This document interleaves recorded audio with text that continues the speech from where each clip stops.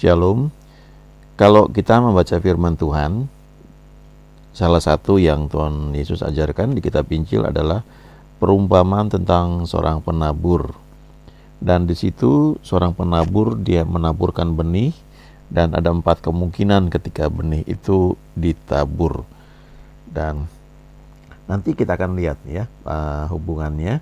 Tapi saya akan tunjukkan dulu ada satu ayat di kitab Amsal. Amsal yang ke-18 ayat 17, pembicara pertama dalam suatu pertikaian nampaknya benar. Lalu datanglah orang lain dan menyelidiki perkaranya. Jadi kalau kita melihat ada satu konflik ya, perselisihan atau pertikaian, maka orang pertama yang kita dengar nampaknya itu yang paling benar, yang paling tepat. Lalu ketika datang orang lain, dilihat dari sisi yang lain, ya, dilihat siapa yang bertikai, lalu ditanya masalahnya, mungkin dicek lebih jauh lagi, maka akan terlihat ya ada pandangan yang lain. Karena biasanya kalau seseorang menyampaikan sesuatu, ya, misalnya ini pembicara pertama dalam suatu pertikaian, maka yang dia sampaikan tentu biasanya adalah hal yang dia anggap benar dari sisi pandang dia, dan dia akan ceritakan hal-hal yang dia tahu itu benar, tetapi yang salah itu dia tidak katakan ya. Jadi lebih kepada subjektif ya sifatnya, bukan objektif. Makanya diperlukan ada orang lain untuk melihat dari sisi yang lain ya. Nah, hal yang sama juga ini dalam kita belajar atau mendengar firman Tuhan ketika disampaikan ya, atau ketika kita mendengarnya. Karena ada berbagai cara pandang ya terhadap suatu situasi.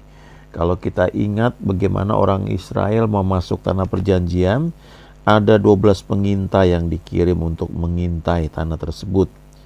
10 orang itu menyampaikan berita yang negatif. Hanya 2 orang yang menyampaikan berita yang positif, yaitu Yosua dan Kaleb. Mereka melihat tanah yang sama, mereka melihat betapa suburnya tanah tersebut dan betapa luar biasa ya baiknya.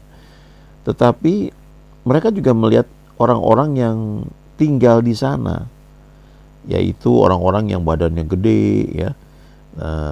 Nah, yang 10 orang ini cenderung fokus kepada hal-hal yang negatif, sehingga mereka berkata nggak mungkin lah kita bisa merebut tanah itu. Memang tanahnya sih subur, tapi itu yang tinggal di situ raksasa, nggak mungkin lah, nggak bisa lah kita merebut tanah ini. Sementara yang 2 orang lagi, Yosua dan Kaleb, mereka memang melihat juga penduduk yang ada di situ, tetapi mereka melihat juga bahwa Tuhan sudah menyertai sejauh ini. Maka kalau laut Teberau aja bisa terbelah 2, lalu ada banyak mujizat yang dialami, apa susahnya untuk mengalahkan penduduk yang ada di tanah perjanjian yang katanya badannya gede seperti raksasa ya. Nah, tetapi pengaruh 10 orang yang berbicara negatif ini lebih besar ya, sehingga seluruh orang Israel itu bersungut-sungut, patah semangat, dan mereka memutuskan untuk kembali ke Mesir. Jadi Yosua dan Kaleb ini yang berpikir positif kalah suara. Sehingga akibatnya ya mereka harus 40 tahun muter-muter di padang gurun. Semuanya mati ya, generasi yang dari Mesir. Tetapi Yosua dan Kaleb tetap tinggal dan akhirnya masuk ke dalam tanah perjanjian. Jadi kita bisa melihat di sini bahwa terhadap suatu keadaan itu ada berbagai cara sudut pandang ya. Bisa cenderung positif, bisa cenderung negatif. Ya tergantung kita mau pilih yang mana. kembali ke perumpamaan tentang seorang penabur. Ketika penabur itu menaburkan benih, ini konteksnya pada masa itu ya. Caranya adalah seperti ini ya, disebar begitu saja. Jadi bukan dimasukkan dalam satu lubang misalnya yang tertentu yang sudah pasti, tapi disebar seperti itu.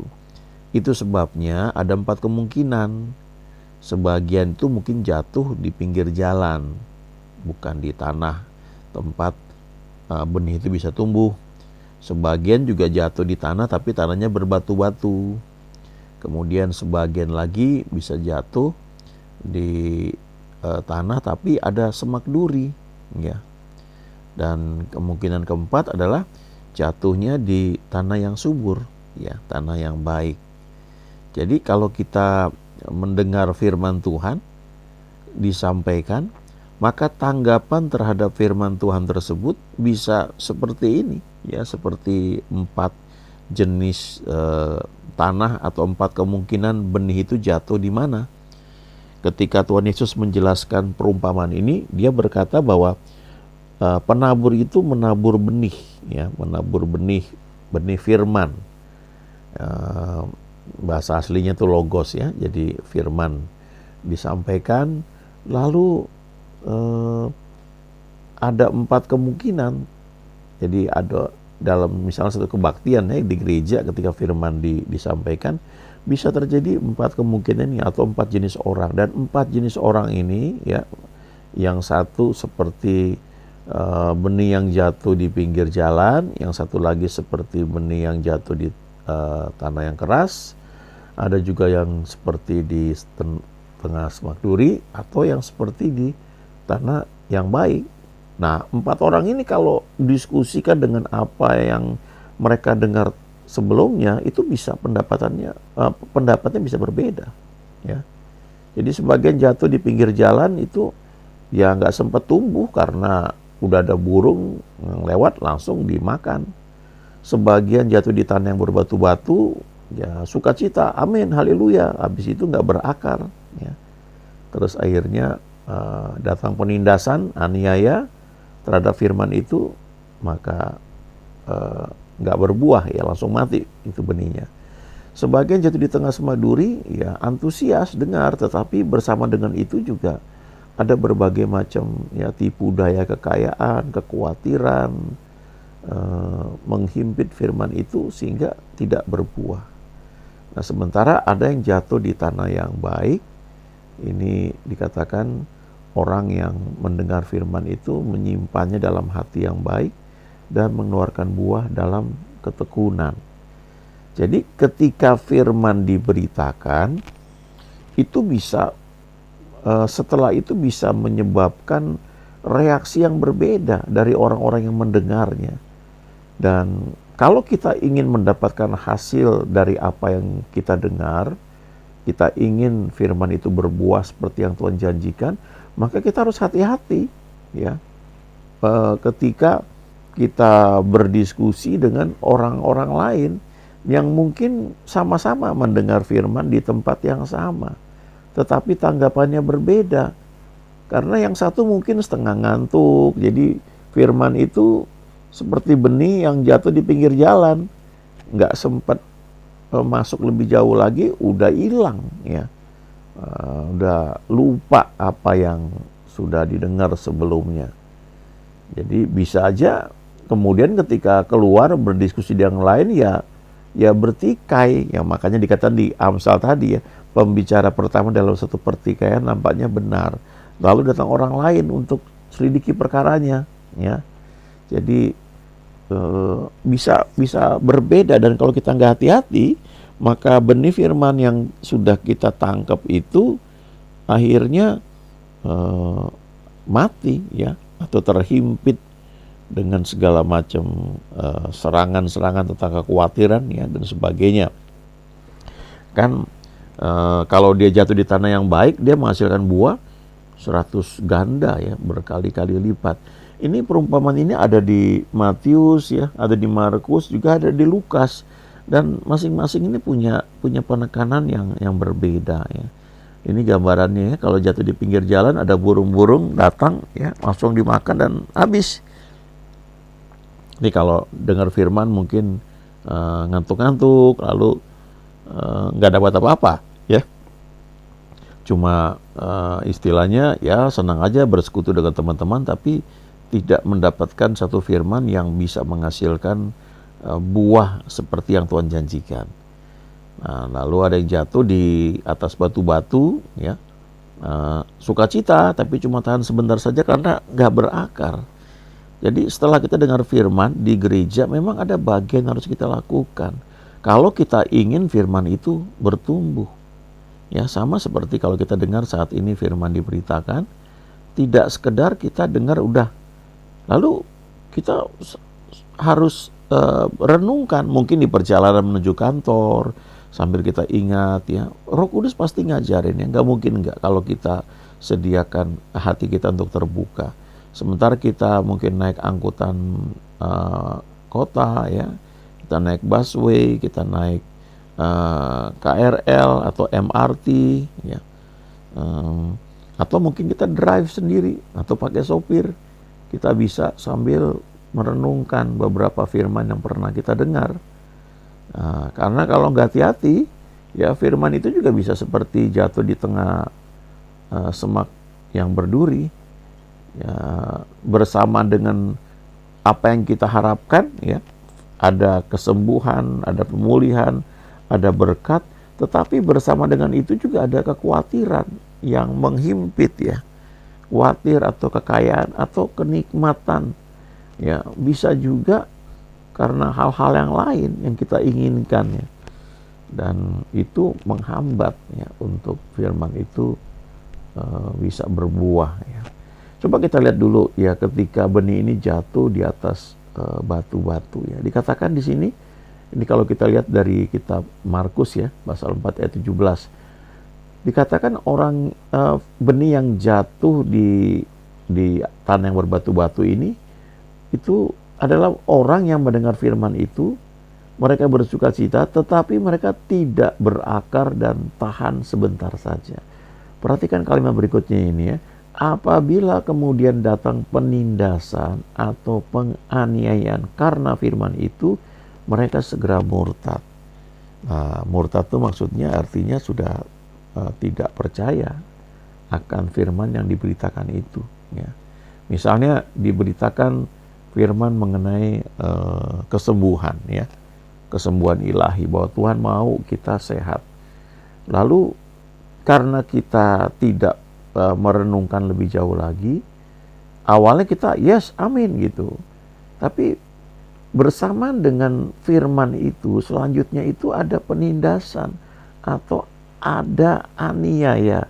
Dan aniaya itu muncul karena firman itu, karena firman yang diberitakan itu. Coba kalau kita perhatikan ya, dari zaman ke zaman, kalau ada orang khotbah misalnya tentang kesembuhan ilahi, nanti ada yang menentang. Oh, itu zaman dulu, zaman Kisah Rasul, sekarang udah ada dokter, jadi kesembuhan mujizat udah nggak ada lagi ya. Nah, itu aniaya karena firman yang diberitakan. Atau kalau kita misalnya dengan khotbah tentang prosperity, kemakmuran, nanti ada aniaya karena firman yang kita dengar itu, wah itu ngomongin uang aja itu ya. Atau coba lihat Tuhan Yesus, dia kan waktu di muka bumi dia sederhana ya, dia jalan kaki. Kenapa kita mesti bermewah-mewah atau kita mengharapkan sesuatu yang kehidupan yang borjois ya istilahnya ya, mobil mewah misalnya dan sebagainya. Jadi itu sebenarnya aniaya yang muncul karena firman yang kita dengar. Aniaya itu tujuannya membuat firman yang kita dengar itu mati, nggak bertumbuh. Nah, makanya kita perlu hati-hati ya ketika kita mendengar sesuatu, dan kita perlu belajar dari jemaat di Berea. Mereka menerima firman itu dengan segala kerelaan hati, lalu setiap hari menyelidiki kitab suci. Betul nggak begitu? Ya. Jadi kita yang belajar, ya berdoa, tanya Roh Kudus ya, minta Tuhan ajari kita. bukannya kita kemudian uh, berdebat atau kita berdiskusi dengan orang yang salah. Karena kalau nggak hati-hati, maka kita akan seperti ini, ya, seperti benih yang jatuh di tanah yang berbatu-batu. Kita semangat cuma awalnya saja. Lalu ketika kita tidak menjaga lingkungan dengan baik, dengan siapa kita berinteraksi atau berdiskusi, maka akan ada aniaya, ya, kepada firman yang kita dengar itu. Nanti kalau kita misalnya diajar mengenai pengakuan iman, ya, lalu kalau kita dengar kan ada yang mengajarkan afirmasi, lalu orang-orang bilang, wah itu kayak New Age, ya, itu kok kayak orang-orang yang ajarkan pengembangan diri, ya. Nah, padahal kalau kita lihat, ya mereka niru dari Alkitab. Lalu kalau diajarkan gunakan imajinasi misalnya, ya, kok pakai imajinasi jadi menghayal, kok seperti, ya, seperti New Age, seperti cara-cara orang dunia. Padahal cara orang-orang dunia itu memang mengambilnya dari Alkitab, memang ada di firman Tuhan, ya. Tapi kalau kita tidak hati-hati, ya, kita terima kecaman atau tudingan atau kata-kata yang menyerang, ya, seperti dalam pertikaian itu, maka kita mungkin lupa bahwa itu aniaya yang muncul karena firman yang kita dengar. Dan kalau kita tanggapi dengan salah, akhirnya firman itu tidak bertumbuh seperti yang seharusnya, malah kemudian mati, ya, tidak berbuah. Dan itu, ya, sebagian orang seperti itu, ya, kalau saya nggak bilang banyak. Makanya kalau kita bagi pukul rata, ya, 4 kemungkinan ini hanya 25% yang akhirnya menghasilkan buah, ya. Yang 75% itu stuck atau mati di tengah jalan, ya. Nah, kalau yang ditaburkan di tengah semak duri, kalau dari Injil Matius ini, ya, dikatakan orang yang mendengar firman itu lalu kekhawatiran dunia ini dan tipu daya kekayaan menghimpit firman itu sehingga tidak berbuah. Kalau kita baca di kitab Markus, ada satu lagi, yaitu keinginan akan hal yang lain. Berbagai keinginan. Jadi tidak fokus. Ya, ada 3 hal di sini. Kekhawatiran dunia ini, ya, kita misalnya diajar memberi, menabur, lalu kita khawatir, ya, sehingga kita tidak melakukan seperti tuntunan Tuhan, misalnya begitu. Atau tipu daya kekayaan, itu bisa berarti satu kenikmatan, kenyamanan yang membuat kita itu tidak mau melangkah keluar dari comfort zone, misalnya seperti itu, ya. Ini bisa banyak macamnya. Lalu yang ketiga, keinginan akan hal yang lain, ya. Tidak fokus, ya, sehingga konsentrasi kita pecah dan akhirnya firman itu tidak berbuah. Nah, sementara itu kalau yang jatuh di tanah yang baik itu orang yang mendengar firman itu, nah ini sikapnya, ya, menyimpannya dalam hati yang baik. Jadi dia jaga dengan baik itu, sama seperti kalau tanaman mulai tumbuh itu dikasih pagar supaya jangan dimakan kambing misalnya, ya, jadi mati tanamannya. Harus dijaga, ya, menyimpannya dalam hati yang baik. Dan kalau di Lukas 8 ayat 15 ini dikatakan mengeluarkan buah dalam ketekunan. Ada sisi ketekunan ini yang mau gak mau harus kita lalui. Ya, jangan khawatir, ketekunan itu sumbernya juga dari Tuhan. Kalau kita mau aja, nanti akan muncul ketekunan itu. Nah, sekarang kita ambil contoh misalnya kehidupan Daud. Dia sudah dapat firman bahwa dia akan menjadi raja. Dia sudah diurapi pada usia belasan tahun saat dia remaja. Tetapi saat itu banyak hal yang dia hadapi. Ya, butuh belasan tahun sebelum akhirnya dia pada usia 30 tahun dia menjadi raja atas seluruh Israel seperti yang Tuhan firmankan, ya, lewat Nabi Samuel. Demikian juga Yusuf pada usia 17 tahun dapat mimpi, itu seperti benih, ya, benih firman yang jatuh di hati dia. Habis itu ada proses segala macam yang dia lalui. Dia perlu jaga dalam hati yang baik dan dia perlu tekun sehingga akhirnya dia memperoleh apa yang Tuhan janjikan. Pada usia 30 tahun dia menjadi Perdana Menteri di Mesir. Ya, tetap setia, lakukan bagian kita dan percaya terus kepada Tuhan. Ya, amin.